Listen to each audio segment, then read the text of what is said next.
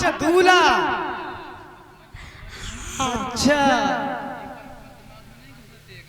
तो तुम बहुत देर से मतलब कौन सी भाषा में बात कर रहे थे? घर और बर।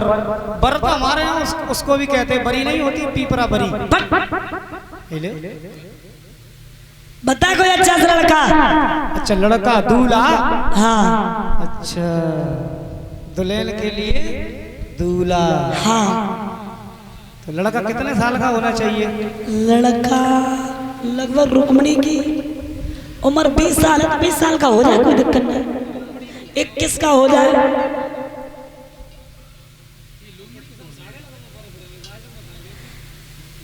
देखो 20 साल की है रुक्मणी, तो 20 से 22 हो जाए। अच्छा बिल्कुल 22 साल के हो जाए, कोई दिक्कत नहीं। और जैसे अगर 22 साल का न मिले हाँ तो महाराज 11-11 साल के 2 लड़का ले आए। बिल्कुल पागल है क्या? नहीं तो 5.5 साल के 4 करते हैं। अरे क्या पागल हो गए? क्यों? जब हमारी हाँ। रुक्मणी शादी योग्य है हाँ। तो उसके लिए एक दूल्हा चाहिए, तो बच्चे नहीं चाहिए। अरे उनके साथ वो खेल, वो भी दूल्हे ही बनेंगे। देखो ऐसा है आजकल अगर ज्यादा उम्र का लड़का ढूंढो तो वे जल्दी लुढ़क जाइए, तो बिटिया फिर लड़ापे भोग भोगे का फायदा।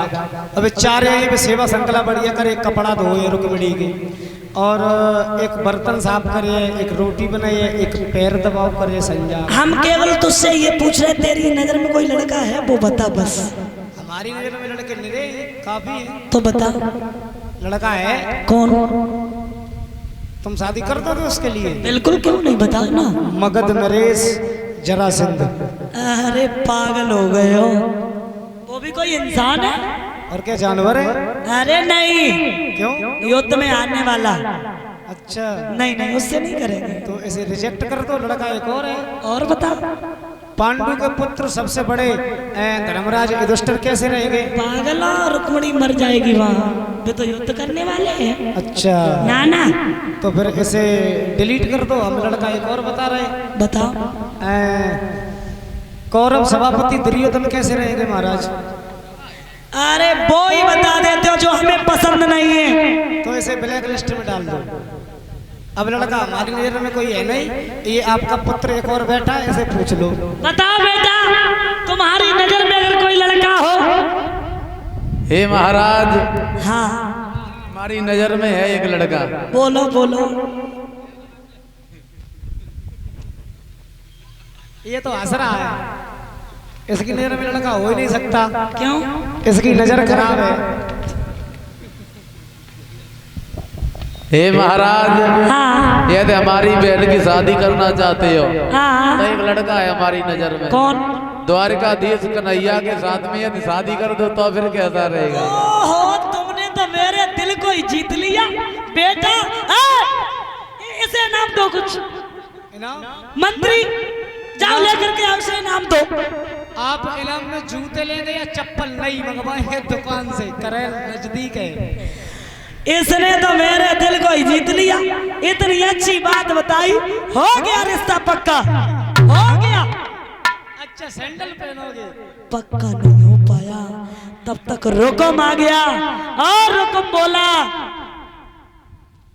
हे महाराज, हाँ आज तक मैंने आपकी सभा में इतनी भीड़ पहले कभी नहीं देखी। ऐसा क्या कारण है जिससे ये इतनी भीड़ उमड़ पड़ी?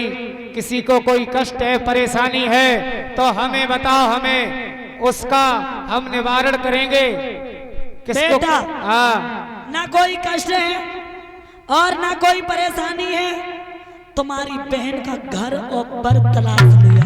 अच्छा हाँ तो लड़का देख लिया? बिल्कुल। तो हमें भी बताओ भाई, लड़का किस खानदान का है, क्या नाम है उसके माँ बाप का, लड़के का क्या नाम है, कहाँ का रहने वाला है, कैसा है कैसा नहीं है? लड़का का अगर तुम नाम सुनोगे हाँ। तो तुम ये समझो तुम्हारी खुशी का ठिकाना नहीं रहेगा। अच्छा बिल्कुल उछल पड़ोगे। अच्छा हम उछल पड़ेंगे? बिल्कुल। तो क्या महाराज मुझ में क्या स्प्रिंग फिट है, उछल पड़ेंगे? अरे नहीं, तो कूद पड़ोगे। अच्छा हाँ। तो उछलना कूदना क्या अलग अलग होता है? नहीं, तो तुम्हारी खुशी का नहीं रहेगा, तुम नाचने लगोगे। अच्छा, क्या हम भांगड़ा बजाते हैं नाचेंगे? नहीं, तुम खुशी की ठिकाना जब नहीं रहेगा, जो खुशी होगी तो खुशी में तो आदमी नाचता है। अच्छा, हाँ ये बात है। बिल्कुल। अरे तो हमें भी बताओ, लड़का किस खानदान का है, क्या नाम है लड़के का? बताएं बताओ। बताएं बिल्कुल बताओ। बताएं। सुनो सुनो सुनाओ। कौन है वो? बोलो। द्वारकाधीश भगवान कन्हैया। अरे नहीं नहीं नहीं, ऐसा नहीं हो सकता। शादी उसके लिए तो कभी नहीं हो सकती है। क्यों क्यों नहीं हो सकती? अरे उसके पास क्या है? सब कुछ। कुछ नहीं है। सब कुछ। अरे वो बन बन में गाय चराने वाला, दत लूट लूट के खाने वाला, सखियों की चीर चुराने वाला, बंसी बजाता है, जंगल में रहता है, वन में रहता है, और ग्वाल गंवारों के साथ खेलने वाला, और उसके साथ में अपनी बहन की शादी होगी तो कन्हैया के साथ होगी। शादी होगी तो कन्हैया के साथ होगी। नहीं नहीं नहीं, शादी होगी तो जहाँ हम चाहेंगे वहाँ होगी।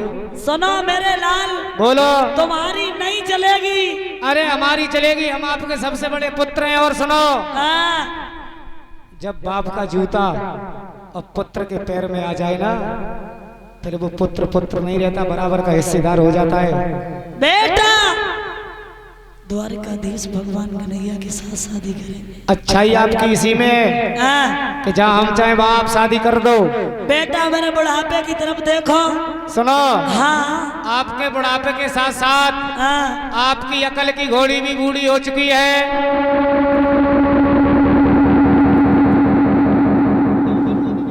चीखो नहीं मेरे लाल, अगर तुम्हारी नजर में कोई लड़का हो तो बताओ। हाँ, ये वही बात। लड़का हम बताएंगे। कौन लड़का है? बहुत सुंदर है। कौन है?